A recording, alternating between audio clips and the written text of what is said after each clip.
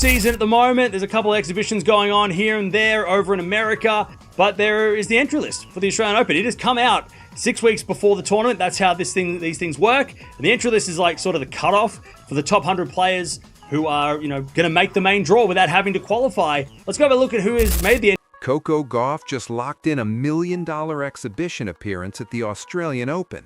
And listen to this, the tennis world is already losing its mind. She's lining up alongside Jannik Sinner, Iga Swiatek, and Carlos Alcaraz for something called the one-point slam, where every match comes down to a single point with $1 million at stake. Let that sink in. The biggest stars in tennis potentially squaring off against everyday players. Hold up, this might be the most unhinged idea tennis has ever rolled out. So let me ask you this, would you risk 1 point against Coco Gauff for a shot at $1 million? Because we need to talk about what just shook up the tennis world. Either this is the smartest promotional move the sport has ever seen, or it's the most ridiculous use of elite talent right before a Grand Slam. The one-point slam just confirmed that Coco Gauff, Jannik Sinner, and Iga Swiatek have officially signed on for this exhibition happening during the Australian Open. And when they say 1 point, they mean exactly that. Not a set, not a game. One single point decides everything. Winner takes all, or in this case, winner takes 1 million Australian dollars. Now before we break down why this is both brilliant and completely insane, let's slow it down and explain what this event actually is. The one-point slam is scheduled for January 14th at Rod Laver Arena, right in the heart of the Australian Open. They're stacking the field with 48 competitors, and here's where it gets wild. It's a blend of professional tennis stars and amateur players who qualified through state championships across Australia. So yes, you could literally see Jannik Sinner, the world number 2 and reigning Australian Open and Wimbledon champion, matched up against someone who just won their local qualifier. And the entire outcome hinges on 1 point. The prize pool sits at 1 million Australian dollars, which is roughly 650,000 US dollars. And no, that's not pocket money, even for players at Coco, Sinner, and Swiatek's level. But here's the part that makes this whole thing borderline chaos. 1 point means anything can happen. Tennis is usually a sport where the better player wins, because skill reveals itself over time. But 1 point? That's madness. That's basically a coin toss with slightly better odds for the pro. That's Roger Federer hypothetically losing to someone who plays on weekends because they caught lightning in a bottle for one shot. Now let's talk about the star power they've pulled together for this event. Carlos Alcaraz, the world number 1, already said yes. Nick Kyrgios, the Australian wildcard who's been injured forever and has people wondering if he's even still got it. Alexander Zverev, Felix Auger-Aliassime, Lorenzo Musetti, Alex de Minaur, and now they've added Jannik Sinner and Coco Gauff. That's not a random lineup. That's a straight-up roll call of modern tennis royalty. These aren't retired names chasing appearance checks. These are the athletes currently running the sport. Jannik Sinner just wrapped up one of the most dominant seasons tennis has seen in years, grabbing 6 tour titles, including 2 Grand Slams. He took home the Australian Open and Wimbledon. He's only 23 and already playing like someone who's fully settled into his prime. And now listen to this. He's willing to mess with his actual Australian Open preparation to play in an exhibition where one unlucky bounce could have him losing to an amateur. That's either unreal confidence or extremely questionable judgment, depending on how you want to read it. Iga Swiatek captured her 6th Grand Slam at Wimbledon this year. 6 majors at just 23 years old. She's completely run women's tennis for the past several seasons. She also won the WTA 1000 in Cincinnati. She's currently the world number 2, and she's agreeing to compete in an event where literally anything can happen, because everything comes down to 1 point. The level of competitive obsession it takes to be that elite feels totally incompatible with accepting that kind of randomness. Yet, here we are. And then there's Coco Gauff. She picked up her 2nd Grand Slam at the French Open this year. She also won the WTA 1000 in Wuhan. She's been rock solid all season, finishing the year ranked number 3 in the world. She's just 21, already owns multiple Grand Slams, and carries massive global star power. And she willingly signed up for a scenario where she could get clipped by an amateur in a one-point match that might go viral and never disappear. That takes serious nerve. Or maybe it's a sign she understands the upside outweighs the embarrassment if it blows up the right way. Now here's where the sarcasm kicks in. The traditional tennis establishment has to be losing sleep over this.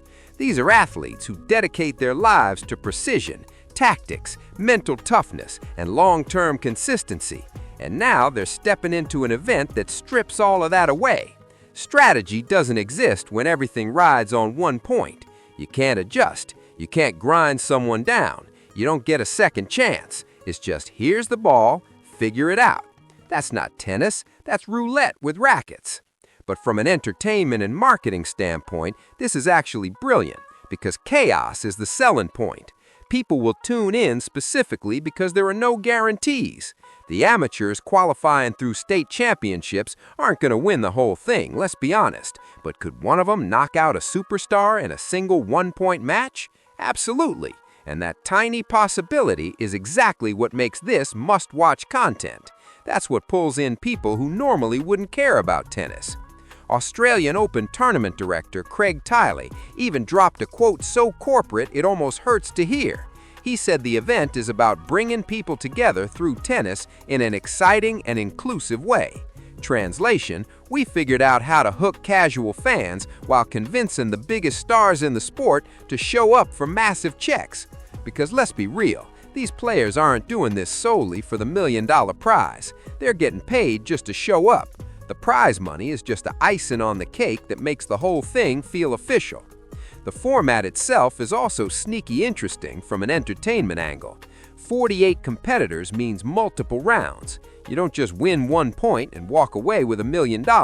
You have to keep winning single-point matches again and again, which means the pressure stacks higher with every round. And for the pros, let's be real, the embarrassment meter climbs too. Getting knocked out in round 1 by an amateur? You can chalk that up to bad luck. But losing in the quarterfinals after already beating a few amateurs? Yeah, now it's starting to look like you folded. They're also dangling a Kia EV3 for the last amateur still standing in the draw. So now the amateurs have something real to chase beyond pride and a long shot at the $1 million. That's actually smart event design. Give non-pros a realistic incentive so they stay locked in even after the stars start taking over. Although honestly, if I'm an amateur who just clipped Yannick Sinner in a one-point match, keep the car. I'm retiring immediately and telling that story for the rest of my life. Now let's talk about the timing, because this is where things get shaky. January 14th lands right in the middle of the Australian Open. These players are actively competing in a Grand Slam, where every ounce of physical and mental energy matters, and they're stepping away to play an exhibition. Yes, the checks are coming. Yes, the publicity is nice, but is it actually smart? Grand Slam prep is sacred territory in professional tennis. You don't mess with routines, you don't pile on extra physical stress, and you definitely don't risk injury for something that has zero competitive value. Unless, of course, the appearance fee is big enough to justify the gamble. And considering the names involved, you already know those checks are serious. Tennis players make most of their money from endorsements and appearance fees anyway. Prize money helps, but the real bag comes from deals and exhibitions. So from a strictly financial angle, this makes perfect sense. Show up, play a few one-point matches, collect your fee, grab global exposure, and pray nothing goes sideways. And let's be honest, the social media fallout from this is going to be insane. Can you imagine the clips of pros reacting to losing on 1 point, the trash talk, the interactions with amateur players? This thing is built to go viral. It's engineered to create moments that spread everywhere and pull in people who normally don't care about tennis. From that angle, it's brilliant marketing. You put the biggest names in the sport into something so absurd that nobody can ignore it. But here's the part traditional tennis fans are gonna hate. This waters the sport down. Tennis is supposed to be about skill, endurance, tactics, and mental strength. It's supposed to reward the better player over time. Boiling everything down to one point turns it into a spectacle. It becomes entertainment instead of competition. And while entertainment isn't inherently bad, mixing it directly into a Grand Slam and using active elite players sends a message that the sport alone isn't enough, that it needs gimmicks to grab attention. The comparison to other sports makes this even more interesting. Basketball has celebrity games and exhibitions, but they don't run them during the NBA Finals. Football has skills challenges and Pro Bowl events, but those are separated from real competition. Tennis, meanwhile, is dropping this exhibition right into the middle of a Grand Slam and putting top players front and center, who are actively competing in that very same Grand Slam. That's a whole different level of blending entertainment with real competition, and you already know purists are not gonna like this.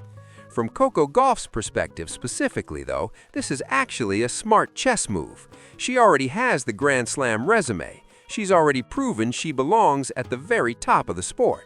What she's focused on now is building her brand. She's 21 years old with decades ahead of her, both on the court and long after tennis is done. Showing up at high-visibility events like this, reaching casual fans, and letting people see her personality beyond just elite shot-making, that's long-term thinking. Even if she gets bounced in round one by an amateur, the narrative shifts to her being a good sport who embraced something fun. That's good press. Jannik Sinner is in a similar lane. He just put together a career-defining season. He's cemented himself as one of the very best players on the planet. Now he's earned the freedom to loosen up his image a bit. Taking part in a chaotic exhibition like this shows personality. It signals he's not just a machine chasing rankings and trophies. And that relatability matters when you're trying to grow a fan base beyond hardcore tennis heads. Iga Swiatek is a slightly different case. She's Traditionally has been more reserved and hyper-focused on competition. Her agreeing to this suggests either her team sold her on the branding upside or she genuinely thought it sounded fun. Either way, it's a noticeable shift from her usual locked-in, no-frills approach to dominance. Whether that works out probably comes down to results. If she wins, it looks genius. If she loses on some fluky point, it reinforces exactly why she normally avoids stuff like this. The amateur players qualifying through state championships are honestly the biggest winners here. No matter what happens, their flights to Melbourne are covered, their accommodations are handled, and they get access to an experience money usually can't buy. Even if they lose instantly, they're sharing a court with the biggest stars in tennis. That's a once-in-a-lifetime moment. And if one of them actually takes out a top pro, that's a story they'll be telling their grandkids forever, which alone makes this concept worthwhile from a grassroots tennis standpoint. The $1 million prize is the headline, but let's be honest about who's really winning it. A professional player is almost certainly walking away with that check. An amateur might steal a match or two on luck, but carrying that luck through multiple rounds against elite players? Not happening. So realistically, this is a $1 million showdown between about a dozen top-tier pros, with some wild cards mixed in to manufacture chaos and content. The one-point slam could actually turn into a recurring event if this lands. It's got a clean name, a format anyone can understand instantly, and built-in unpredictability. Compare that to traditional tennis exhibitions where you already know who's winning, and the only question is how entertaining they'll be about it. This format creates instant drama, and in an attention economy where patience is gone and people want immediate payoff, that's valuable. Coco Gauff just signed up for the most chaotic tennis event ever created, where her entire match, against literally anyone, comes down to 1 point for $1 million. That's either elite-level marketing or pure madness, and honestly, it's probably both. If you want to see how this app